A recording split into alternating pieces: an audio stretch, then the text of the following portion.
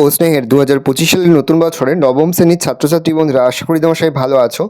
আজ আমরা যে বিষয়টি নিয়ে আলোচনা করব, নবম শ্রেণীর ফার্স্ট সামেটিভ অর্থাৎ প্রথম পর্যায়ক্রমিক মূল্যায়নের ইতিহাসের কোশ্চেন পেপার নিয়ে। দেখো সরাসরি স্ক্রিনে কিন্তু নবম শ্রেণীর ফার্স্ট সামেটিভ অর্থাৎ প্রথম পর্যায়ক্রমিক মূল্যায়নের ইতিহাসের কোশ্চেনটা দেখতে পাচ্ছ। ফুল মার্কস তোমাদের রয়েছে 40 আর সময় তোমাদের রয়েছে 1 ঘন্টা 30 মিনিট।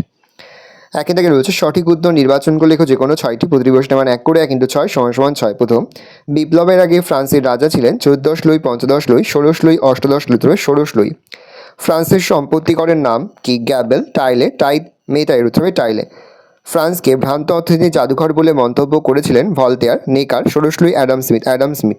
বাস্তিল দুর্গের পতন হয়েছিল 14 জুলাই 1790, 20 জুন 1790, 5ই মে 1790, 26 জুলাই 1794, 14 জুলাই 1790।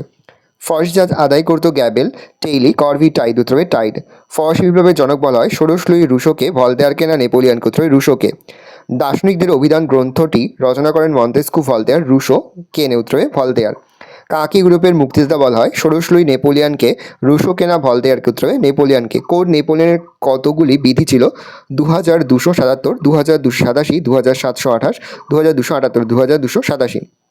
বার্লিন ডিক্রি জারি হয়েছিল 1800 খ্রিস্টাব্দে, 1806, 1810, 1814, উত্তরে 1806 খ্রিস্টাব্দে। পোড়ামাটি নীতি অনুসরণ করেছিল ইংরেজরা, পর্তুগিজরা, ফরাসিনা, রুশরা, উত্তরে রুশরা। প্রশ্ন, নেপোলিয়ন প্রথম নির্বাসিত হন সেন্ট হেলেনা দ্বীপে, এলবা দ্বীপে, কর্সিকা দ্বীপে, আইবেরীয় দ্বীপে, উত্তরে এলবা দ্বীপে। দুই থেকে রয়েছে নিচের প্রশ্নগুলির অতি সংক্ষিপ্ত উত্তর যে কোনো 6টি। প্রতিটি প্রশ্নের মান 1 করে 1 × 6 = 6। গ্যাবেল কি? ফ্রান্সের লবণকরকে গ্যাবেল বলা হয়। কত খ্রিস্টাব্দে ফরাসি বিপ্লব ঘটে? 1789 খ্রিস্টাব্দে। আমি রাষ্ট্র উক্তিকার ফরাসি সম্রাট 14 লুই। কে গিলোটিন যন্ত্র আবিষ্কার করে? Doctor Joseph Ignace Guillotin. The Persian লেটারের রচয়িতাকে? মন্তেস্কু। ফ্রান্সের প্রথম কনসাল কে ছিলেন? Napoleon Bonaparte. কবে কাদের মধ্যে পিরামিডের যুদ্ধ হয়? 1798 খ্রিস্টাব্দে ফ্রান্স ও ইংল্যান্ডের মধ্যে পিরামিডের যুদ্ধ হয়। কবে কোড নেপোলিয়ন প্রচলিত হয়? 1804 খ্রিস্টাব্দে। ট্রাফালগারের নৌযুদ্ধে ইংরেজ সেনাপতি কে ছিলেন? নেলসন। ট্রাফালগারের যুদ্ধ হয় 1805 খ্রিস্টাব্দে। তিনি দেখে রয়েছে 2 থেকে 3টি বাক্যে নিচের প্রশ্নগুলির উত্তর দাও যে কোনো 4টি। প্রতিটি প্রশ্নের মান 2 করে 2 × 4 = 8। ফ্রান্সকে কে কেন ভ্রান্ত অর্থনীতির জাদুঘর বলেছে? ব্রিটিশ অর্থনীতিবিদ অ্যাডাম স্মিথ ফরাসি বিপ্লব পূর্ববর্তী ফ্রান্সকে ভ্রান্ত অর্থনীতির জাদুঘর বলেছে। তিনি একথা বলেছেন কারণ ফ্রান্সের কর ব্যবস্থা ছিল বৈষম্যমূলক। যাজক ও অভিজাতদের হাতে থাকা বিপুল পরিমাণ জমির কর রাজা আদায় করতেন না, ফলে রাজকোষ সমৃদ্ধ ছিল না। থার্ড স্টেট বা তৃতীয় সম্প্রদায় কি? ফরাসি বিপ্লবের আগে শ্রেণীবিভক্ত ফরাসি সমাজ ব্যবস্থায় যে 3টি শ্রেণীর অস্তিত্ব ছিল তার মধ্যে অন্যতম ছিল থার্ড স্টেট বা তৃতীয় সম্প্রদায়। এই সম্প্রদায়ের অন্তর্ভুক্ত ছিল সব ধরনের রাজনৈতিক ও অর্থনৈতিক অধিকার থেকে বঞ্চিত ধনী, বুর্জোয়া, মধ্যবিত্ত, দরিদ্র, কৃষক, শ্রমিক, সাকুলত বা চালচুলোহীন ভবঘুরে প্রভৃতি। উত্তরে দেখে নাও।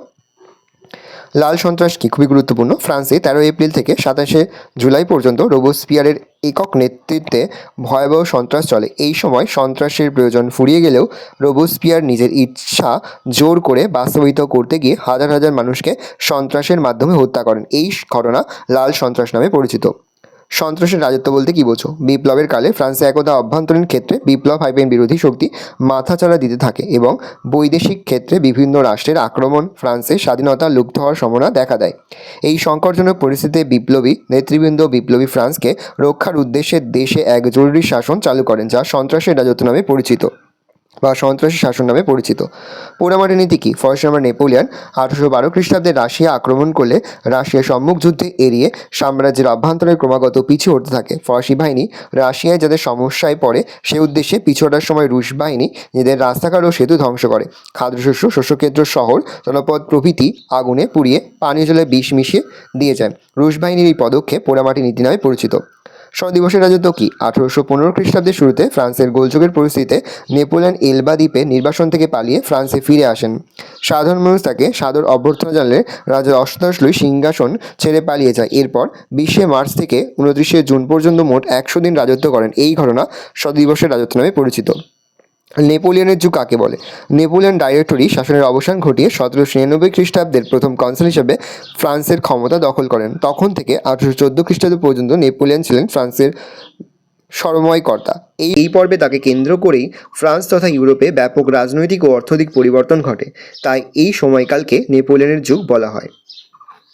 বার্লিন ডিক্রি কি? নেপোলিয়ন মহাদেশীয় অবরোধ ব্যবস্থা কার্যকর করার উদ্দেশ্যে যেসব হুকুমনামা জারি করেন সেগুলির মধ্যে অন্যতম ছিল বার্লিন ডিক্রি। এতে বলা হয় ইংল্যান্ড বা তার উপনিবেশগুলি কোনো জাহাজ ফ্রান্স এবং ফ্রান্সের মিত্র বা নিরপেক্ষ কোনো দেশে ঢুকতে দেওয়া হবে না। 2 এইসব দেশে কোনো জাহাজে করে ব্রিটিশ পণ্য ঢুকলে তা বাজেয়াপ্ত করা হবে।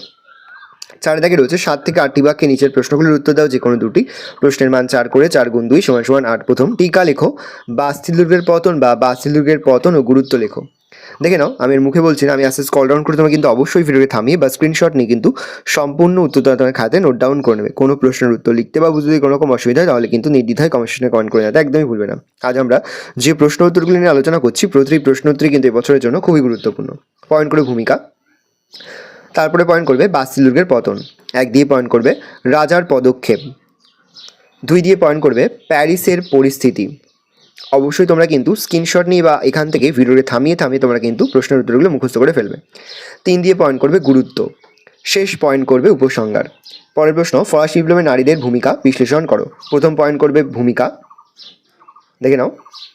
1 দিয়ে পয়েন্ট করবে খাদ্রাভাব, 2 দিয়ে পয়েন্ট করবে রাজতন্ত্রের সব যাত্রা, আর শেষ পয়েন্ট করবে উপসংহার। পরের প্রশ্ন, কোড নেপোলিয়ন সম্পর্কে কি জানো বা কোড নেপোলিয়ন সম্পর্কে টিকা লেখো।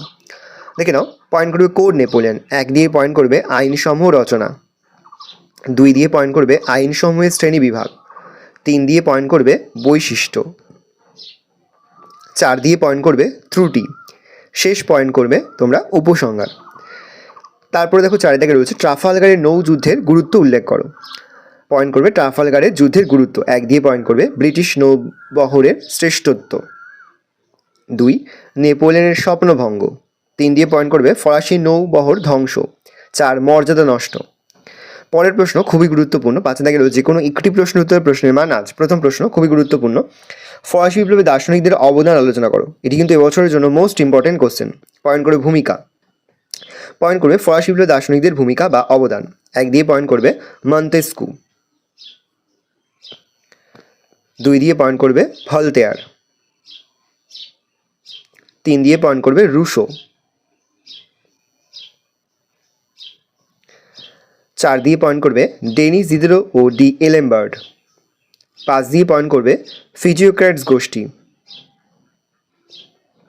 পরের প্রশ্ন, 1790 সালে ফরাসি বিপ্লবের জন্য রাজনৈতিক, অর্থনৈতিক এবং সামাজিক কারণগুলি আলোচনা করো। প্রথম পয়েন্ট করবে ভূমিকা, তারপরে মেন পয়েন্ট করে ক দিয়ে রাজনৈতিক কারণ, তার মধ্যে সাব পয়েন্ট করবে 1 দিয়ে রায়দের দুর্বল শাসন, 2 দুর্নীতিগ্রস্ত প্রশাসন। দেখে নাও, তোমরা কিন্তু অবশ্যই ভিডিওতে থামিয়ে বা স্ক্রিনশট নিয়ে কিন্তু সম্পূর্ণ তোমরা খাতায় নোট ডাউন করবে। খ দিয়ে মেন পয়েন্ট করবে সামাজিক কারণ, 1 দিয়ে পয়েন্ট করবে যাজক বা প্রথম শ্রেণী, 2 দিয়ে পয়েন্ট করবে দ্বিতীয় শ্রেণী, 3 দিয়ে পয়েন্ট করবে তৃতীয় শ্রেণী। গ দিয়ে মেন পয়েন্ট করবে অর্থনৈতিক কারণ, অর্থনৈতিক কারণের মধ্যে 1 দিয়ে সাব পয়েন্ট করবে বৈষম্যমূলক কর ব্যবস্থা, শেষ পয়েন্ট করবে উপসংহার। পরের 3 দাগে নেপোলিয়নের পতনে মহাদেশীয় অবরোধের কী ভূমিকা ছিল। খুবই গুরুত্বপূর্ণ একটা প্রশ্ন। পয়েন্ট করবে 1 দিয়ে ফ্রান্সের অর্থনৈতিক ক্ষতি, 2 দিয়ে পয়েন্ট করবে উপকূল দখল, 3 দিয়ে পয়েন্ট করবে ব্যয়ভার, 4 দিয়ে পয়েন্ট করবে রোম ও হল্যান্ডে অসন্তোষ, 5 দিয়ে পয়েন্ট করবে উপদ্বীপের যুদ্ধে বিপর্যয়, 6 দিয়ে পয়েন্ট করবে রাশিয়ায় বিপর্যয়, শেষ পয়েন্ট করবে মূল্যায়ন। ভালো করে দেখে নাও, এই রয়েছে টোটাল তোমাদের ফার্স্ট সামেরি অর্থাৎ প্রথম পর্যায়ক্রমিক মূল্যায়নের নবম শ্রেণীর ইতিহাসের কোশ্চেন পেপার। ভালো তোমার কোশ্চেনটা দেখে নাও। আশা করি ভিডিওটা ভালো লেগেছে। ভিডিওটা ভালো লাগলে ভিডিওকে লাইক করে দেবে, বলবেন না মাত্র নতুন হওয়া লাল ক্লিক সাবস্ক্রাইব প্রেস করে পাশে বেল আইকনটা প্রেস করো, যখন নতুন করে ভিডিও আপলোড করি সবার ফার্স্ট নোটিফিকেশন পেয়ে যাও। আর এই ভিডিওটি তোমার বন্ধু বান্ধবী আত্মীয়স্বজন সবার মধ্যে কিন্তু অনেক শেয়ার করে যারা বছর নবম শ্রেণীতে পড়ছে। আমরা কিন্তু ইতিমধ্যে নবম শ্রেণীর প্রতিটি বিষয়ের সিলেবাস, প্রশ্নকার্ড এবং নমুনা প্রশ্নপত্র কিন্তু আপলোড করে তোমাদের এখনো পর্যন্ত সেই ভিডিওগুলো না দেখে থাকো, ভিডিওগুলো কিন্তু তাড়াতাড়ি দেখে নাও। তোমাদের সকলকে জানাই আগাম পরীক্ষার অনেক শুভেচ্ছা এবং অভিনন্দন। আশা করি সকলের পরীক্ষায় খুব ভালো হবে। কোনো প্রশ্নের উত্তর লিখতে বা বুঝতে যদি কোনো রকম অসুবিধা হয় তাহলে কিন্তু নির্দ্বিধায় কমেন্ট সেকশনে কমেন্ট করে জানাতে একদমই ভুলবে না। ভালো করে দেখে নাও কোশ্চেন পেপারটা।